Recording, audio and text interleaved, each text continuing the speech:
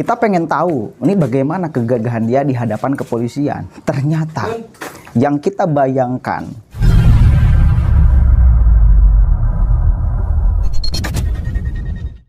Assalamualaikum warahmatullahi wabarakatuh. Hamdan syukranillah amma ba'd.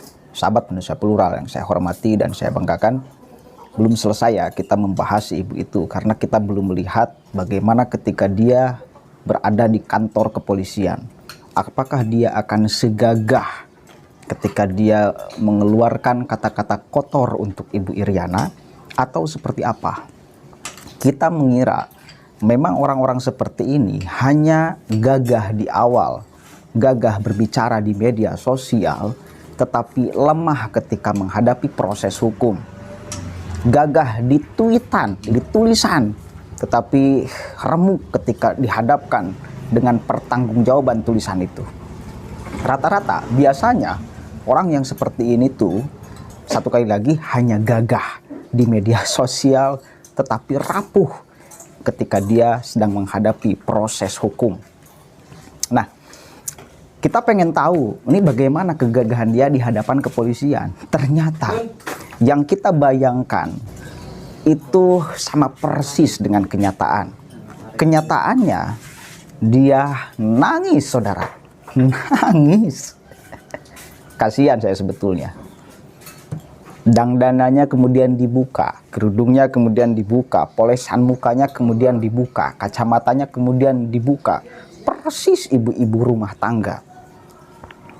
Kita lihat nih, kalau dibandingkan dengan Ibu Iriana, jelas kecantikannya jauh. Kalau kita berbicara fisik, kalau dia ngomong fisik duluan ya, maka kita berbicara fisik. Kita lihat nih, bagaimana video dia ketika menghadapi aparat kepolisian. Kita lihat nih, sama-sama. Pelaku yang diketahui bernama Elsanita, warga desa Labone, Kabupaten Muna, Sulawesi Tenggara ini akhirnya tak bisa berkutik saat aparat Reskrim Polres Muna membekuknya. Dari penyidikan awal polisi, pelaku mengaku telah membuat konten itu dengan sengaja dan disebar ke media sosial. Sementara hasil pemeriksaan kita sementara bahwa ya memang belum bisa kita gali pasti motif yang dilakukan oleh pemilik akun tersebut. Namun dari hasil interogasi kita sementara bahwa memang artinya keinginan, ya, memang hal itu dilakukan atas keinginan dari beliau sendiri. Polisi masih melakukan penyidikan guna mengetahui secara pasti motif pelaku hingga nekat menghina ibu negara. Oke, kata kuncinya satu, dia membuat video itu secara sadar, sengaja, sadar, itu kata kunci. Kenapa saya katakan kata kunci? Karena tindakannya seperti orang gila, tetapi dia buktinya sadar. Maka di sini saya ingin mengatakan, orang waras yang punya pura-pura gila, orang waras yang pura-pura stres, itu akan lebih berbahaya daripada orang gila beneran. Ya, satu kali lagi. Orang waras yang pura-pura gila, ya, orang waras yang pura-pura stres, itu akan lebih berbahaya daripada orang gila beneran dan orang stres beneran. Tindakannya kan stres, tindakannya kan gila. Ngapain kemudian dia banding-bandingkan dirinya dengan Ibu Iriana? Bahkan dia mengatakan bahwa Presiden Jokowi lebih akan memilihnya karena lebih cantik daripada Ibu Iriana. Ngapain dia ngomong itu? Selain kita punya kesimpulan bahwa memang dia itu kurang mental, rusak mentalnya kan? Selain daripada kita mengatakan bahwa memang orang itu kurang waras. Terus apa yang pantas kemudian disematkan kepada orang itu? Nggak ada. Susah kita menerkanya. Apakah karena kurang perhatian? Kurang perhatian. Coba yang tahu di sini, dia sudah punya suami atau enggak? Atau sudah punya anak atau enggak?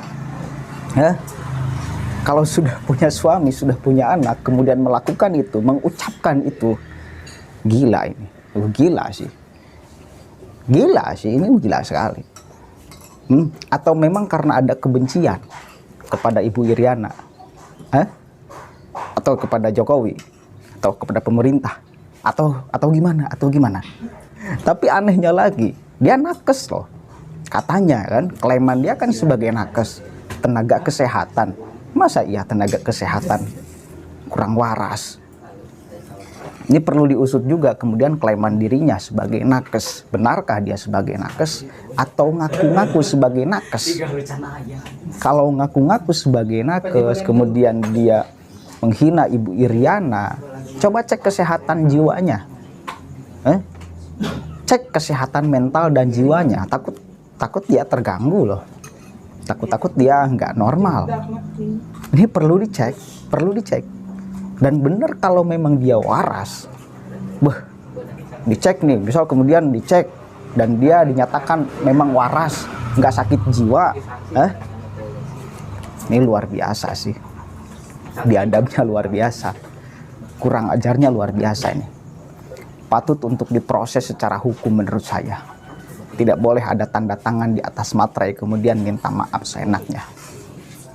Karena biar menjadi pelajaran, agar tidak lagi ada orang yang sembarangan menggunakan media sosial sebagai alatnya mencerca siapapun aja yang ingin dia cerca tanpa dasar yang jelas, ya, tanpa dasar yang jelas. Kalau di sini saya katakan suka bukan menghina, mengkritik orang lain, itu mengkritik, saya punya dasar ilmunya. Jadi bukan sembarangan ngomong. Saya ini kan di sini kan membicarakan orang lain ya, konten kebanyakan membicarakan orang lain. Tetapi berdasarkan ilmu, bukan berdasarkan nafsu, apalagi berdasarkan cercaan dan makian, apalagi kepada fisik seseorang. Karena menghina fisik itu sama dengan kita menghina Tuhan. Ini catat nih, penting ini. Menghina fisik seseorang itu sama dengan kita menghina Tuhan. Karena fisik itu ya buatan Tuhan. Manakala kita menghina fisik seseorang, maka kita menghina Tuhan. Kalau kita mengkritik pikiran orang, kita bukan menghina Tuhan. Kalau seperti itu meluruskan orang yang memang punya pandangan yang salah. Tapi kalau sudah kena fisik, ya wis, itu rasis namanya. Itu menghina ciptaan Tuhan. Menghina ciptaan Tuhan sama dengan menghina Tuhan. Ya, sama dengan menghina Tuhan. Saya tidak akan berbicara masalah agama si orang ini apa enggak.